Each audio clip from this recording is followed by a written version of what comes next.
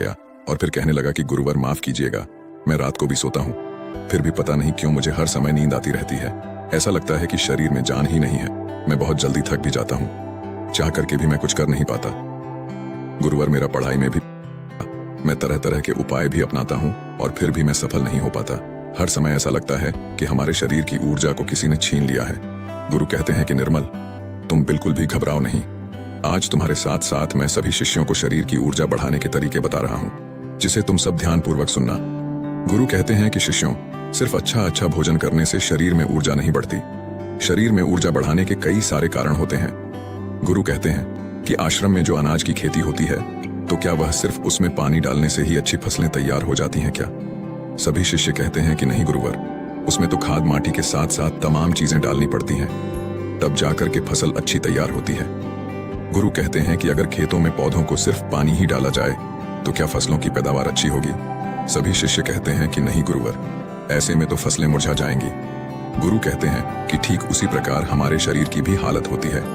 अगर हम सिर्फ खाना ही खाएंगे अच्छा तो भी हमारे शरीर में ऊर्जा नहीं पैदा होगी। अच्छी ऊर्जा पैदा करने के लिए कई सारे तरीके होते हैं। उनमें पहला तरीका है कम खाने की आदत डालो। सभी शेष गुरु की इस बात को सुनकर के आश्चर्यचकित हो जाते हैं कि गुरुवर, अगर हम लोग बहुत कम खाना खाएंगे तो फिर हमारे शरीर में ऊर्जा कहाँ से आएगी? गुरु कहते हैं कि यही तो आज तक तुम सब समझ ही नहीं पाए। लोग सोचते हैं कि ज्यादा खाना खाएंगे तो शरीर में ताकत बढ़ेगी। ऐसा कुछ भी नहीं होता है। आप खाना पर्याप्त मात्रा में लीजिए, बल्कि मैं तो यह कहूंगा कि जितना आपको भूख है उससे थोड़ा कम ही खाइए। इससे क्या होगा कि जो आपके शरीर की प्राण ऊर्जा है वह भोजन को जल्दी से पचा देगी, और जो बाकी ऊर्जा बचेगी वह आपके शरीर की टूटी फूटी कोशिकाओं की मरम्मत करने में मदद करेगी। इससे आपके शरीर की प्राण ऊर्जा को आपके शरीर की देखरेख करने के लिए बहुत समय मिल जाएगा। और आप जब खाना पर्याप्त मात्रा में लेते हैं, बहुत ज्यादा खाना नहीं खाते हैं, तो आपका शरीर हल्का रहता है। और जब आपका शरीर हल्का रहेगा, खाना बहुत अच्छे तरीके से पच जाएगा, तो बाकी लोगों की अपेक्षा आप बहुत हल्का और ऊर्जावान महसूस करेंगे। गुरु कहते हैं कि जो लोग ज्यादा खाना खाते हैं उनके शरीर की सारी ऊर्जा सिर्फ खाने को ही पचाने में लग जाती है, और कई घंटों तक तो उनका खाना पचता ही रहता है और ठीक से उनका पाचन भी नहीं हो पाता। पेट उनका भारी भारी सा रहता है। लेकिन जो व्यक्ति कम खाते हैं उनका पाचन बहुत ही जल्दी हो जाता है, और फिर बचे हुई प्राण ऊर्जा शरीर की टूटी फूटी कोशिकाओं की मरम्मत करती रहती है। ऐसे लोग बहुत ही ऊर्जावान महसूस करते हैं। तुमने अजगर को तो देखा ही होगा। अजगर खाना खाने के बाद कई घंटों तक, या यूं कहें कि कई दिनों तक, यूं ही अस्वस्थ पड़ा रहता है। उसके शरीर की फुर्ती ही चली जाती है। ऐसे ही हम सबके साथ होता है। अगर हम ज्यादा खाना खाएंगे तो हमारे शरीर की सारी प्राण ऊर्जा पूरे दिन रात सिर्फ उस खाने को पचाने में लगी रहेगी। लेकिन अगर हम खाना पर्याप्त मात्रा में खाते हैं, या जितना हमारी भूख है उससे कम खाते हैं, तो हमारे शरीर की बची हुई प्राण ऊर्जा हमारे शरीर की टूटी फूटी कोशिकाओं की मरम्मत करने में लग जाती है। गुरु कहते हैं कि पहले तो तुम सब यह करो कि जितना तुम्हें भूख है उससे थोड़ा कम खाओ, और आज से ही इस रहस्यमयी तरीके को अपनाना शुरू कर दो। इसका असर तुम्हें 1 हफ्ते में दिखने लगेगा। गुरु कहते हैं कि दूसरी बात जो तुम सबको याद रखनी है हमेशा ऊर्जावान बने रहने के लिए, वह यह है कि पौष्टिक भोजन खाओ। गुरु कहते हैं कि अधिकतर लोग तो सिर्फ पेट भरने के लिए खाना खाते हैं। उन्हें लगता है कि उनका पेट बस भर जाए तो सब ठीक हो जाएगा, तो ऐसा बिल्कुल भी नहीं होता है। आपके शरीर को विभिन्न प्रकार के विटामिन की जरूरत होती है। अगर आपके शरीर को पर्याप्त मात्रा में विटामिन नहीं मिलेगा तो धीरे धीरे आपका शरीर कमजोर पड़ने लगेगा। मान लीजिए कि आपके शरीर में विटामिन ए की कमी रहती है, तो आपको रतौंधी रोग हो सकता है। अगर आप अपने खाने में कैल्शियम की मात्रा नहीं लेते हैं तो इससे आपकी हड्डियां कमजोर हो जाएंगी और उनमें दर्द भी हो सकता है। हड्डियों को मजबूत करने के लिए सबसे अच्छा तरीका है कि आप दूध का सेवन करें और आप थोड़ा समय धूप में जरूर बिताएं। इससे क्या होगा कि विटामिन डी धूप में त्वचा के नीचे पर्याप्त मात्रा में बन जाएगी। सूर्य के प्रकाश में ही विटामिन डी का निर्माण होता है, और उसका निर्माण आपकी त्वचा के नीचे होता है, जो आपके शरीर की हड्डियों को मजबूत बनाने में अति आवश्यक होता है। इससे आपकी त्वचा की चमक भी बढ़ती है और आप तंदुरुस्त भी रहेंगे। गुरु कहते हैं कि खाने में अच्छा और पौष्टिक भोजन लो, और जितना ज्यादा हो सके प्राकृतिक भोजन खाओ, उससे तुम्हारा मन शांत रहेगा।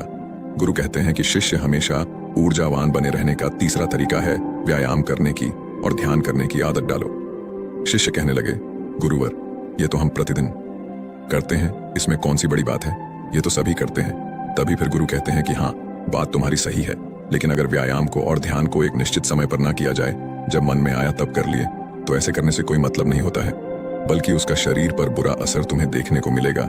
इसलिए सबसे ज्यादा जरूरी यह है कि व्यायाम और ध्यान को एक निश्चित समय में करो। गुरु कहते हैं कि प्रातः के समय व्यायाम शुरू करो, फिर होगा क्या कि तुम्हारे शरीर की ऊर्जा बढ़ने लगेगी और तुम्हारे शरीर में फुर्ती भी आने लगेगी, क्योंकि व्यायाम करने से शरीर के सभी अंग मजबूत होते हैं और उनके कार्य करने की क्षमता भी बढ़ती है। तो इससे तुम दिन में काफी समय तक ऊर्जा से भरे रहोगे। ऊर्जावान महसूस करोगे। जब धीरे धीरे ऊर्जा घटने लगेगी तो फिर अगला दिन आ जाएगा। तो तुम अगले दिन ठीक उसी समय पर व्यायाम करना। तुम्हारा शरीर ऊर्जा से भरा रहेगा। लेकिन सबसे ज्यादा जरूरी यह है कि व्यायाम और ध्यान को एक निश्चित समय पर करना, तभी इसका प्रभाव तुम्हें देखने को मिलेगा। और प्रतिदिन तुम सुबह और रात को जब सोने जाओ तो ध्यान में लीन हो जाओ। ध्यान की ताकत बहुत ही ज्यादा बड़ी होती है। ध्यान से तुम खुद के मन और मस्तिष्क को काबू में कर सकते हो। ध्यान से तुम्हारे शरीर की प्रक्रिया अच्छे तरीके से चले। ध्यान में बहुत ताकत होती है। तुम सुबह और ध्यान की गहराइयों में जरूर जाना। गुरु कहते हैं कि शिष्यों, चौथा उपाय है अपने शरीर की ऊर्जा बढ़ाने का। वह यह है कि तुम्हें चिंता को अपने वश में करना होगा।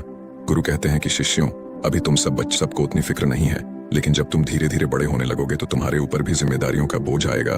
तो तुम्हारे ऊपर तमाम कामों का बोझ रहेगा। मैं यह नहीं कह रहा हूं कि तुम चिंता से हमेशा के लिए मुक्त हो सकते हो, लेकिन हाँ, अगर तुम समझकर चलो कि चिंता को कैसे रोका जाए, उसे कैसे अपने से दूर रखना है, उसे खुद पर हावी नहीं होने देना है, तो तुम बहुत ही समझदार व्यक्ति कहलाओगे। क्योंकि चिंता ही एक ऐसी बीमारी है जो तुम्हारे शरीर को हर वक्त जलाती रहती है। जो व्यक्ति जितना गहराई से और जितना अंदर से चिंता करता है, वह बहुत ही ज्यादा परेशान रहता है। उसके शरीर की ऊर्जा को चिंता खुद छीन लेती है। और जिसके जीवन में चिंता ज्यादा है, वह मानसिक रूप से भी बीमार रहता है। इसलिए तुम सबको चिंता पर काबू पाना होगा। चिंता करने से न तो हमारा भविष्य बदलता है और न ही हमारा भूतकाल होने लगती है। प्रकृति के साथ खुद को तालमेल बनाकर चलो। जब सूर्य उगता है उससे पहले तुम सब अपने बिस्तर से उठ जाओ, और जब सूर्य अस्त होने लगता है तो उस समय भी तुम सब सोने चले जाओ। अगर तुम सब सही काम को सही समय पर करते हो तो तुम्हारा शरीर हमेशा ऊर्जावान बना रहेगा। जो व्यक्ति आलसी होता है, सूर्य निकलने के बाद उठता है और रात भर जागता रहता है, दिन में सोता रहता है, तो उसके शरीर की ऊर्जा छीड़ होने लगती है। क्योंकि अगर तुम प्रकृति के साथ खुद को तालमेल बैठाकर नहीं चलोगे तो तुम्हारे शरीर की ऊर्जा कम होने लगेगी। इसलिए अपने सभी कार्यों को समय के अनुसार करो। जब तुम समय के अनुसार कार्य को करोगे तो तुम्हारा शरीर भी स्वस्थ रहेगा और तुम्हें कार्य करने की चिंता भी नहीं रहेगी, क्योंकि तुमने अपने कार्य को सही समय पर कर लिया। कुछ लोगों को नींद रात में इसलिए नहीं आती है क्योंकि एक तो चिंता उन्हें बहुत सताती रहती है, और दूसरी बात यह है कि वह समय के अनुसार चलते भी नहीं। इसलिए अगर तुम्हें लंबी जिंदगी जीना है तो अपने कार्यों को समय के अनुसार करो। गुरु कहते हैं कि हमेशा ऊर्जावान बने रहने का छठा नियम है, खुद पर ध्यान दो। गुरु कहते हैं कि यह बहुत ही शक्तिशाली नियम है। खुद पर ध्यान देने का मतलब यह है कि तुम सब खुद से खुद को प्यार करो, खुद के लिए अच्छा सोचो। कई बार होता है कि कुछ लोग दूसरों की जिंदगी से बहुत ही ज्यादा निराश रहते हैं। अगर कोई दूसरा विकास कर रहा है तो उससे बहुत ही ज्यादा परेशान रहते हैं। उससे उनके अंदर जलन की भावना उत्पन्न होने लगती है।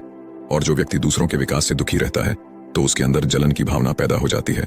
तो धीरे धीरे उसका शरीर ऊर्जा से छीड़ होने लगता है। इसलिए दूसरों पर ध्यान देने की बजाय खुद पर ध्यान दो। खुद को बेहतर बनाने में लग जाओ।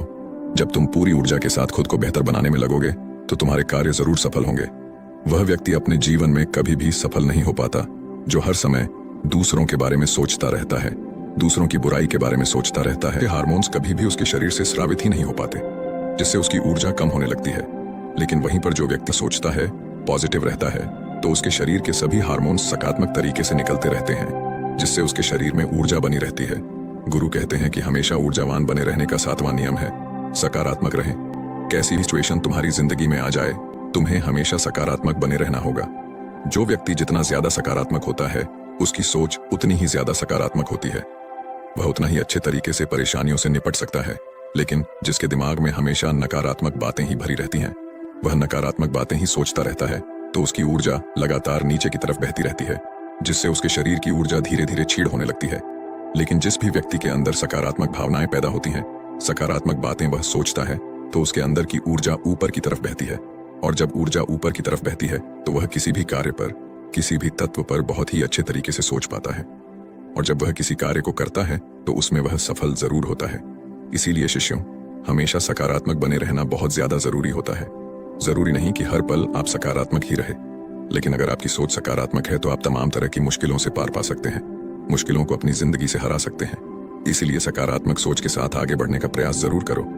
गुरु कहते हैं कि शिष्यों, यह 7 नियम अगर तुम सब अपना लेते हो तो तुम्हारे शरीर की ऊर्जा कभी भी कम नहीं होगी। हमेशा तुम ऊर्जावान बने रहोगे और निर्मल। तुम तो मेरी ये 7 बातें आज से ही अपनाना शुरू करो, और अभी से, ताकि तुम्हारे शरीर की ऊर्जा ऊपर की तरफ बहे और तुम सकारात्मक सोच सको। जब तुम्हारे शरीर की ऊर्जा ऊपर की तरफ बहेगी तो तुम्हें नींद भी समय पर आएगी। हर पल तुम्हें नींद नहीं आएगी और तुम्हारा शरीर ऊर्जा से भरा रहेगा। गुरु यह 7 नियम बताकर के शांत हो जाते हैं। तभी सभी शिष्य खड़े होते हैं और गुरु को प्रणाम करते हैं और उनका धन्यवाद अदा करते हैं और सब लोग अपने अपने कार्यों पर वापस लग जाते हैं। तो दोस्तों, उम्मीद है इस वीडियो से आपको काफी कुछ सीखने को मिला होगा, और अगर कुछ सीखने को मिला हो तो हमारे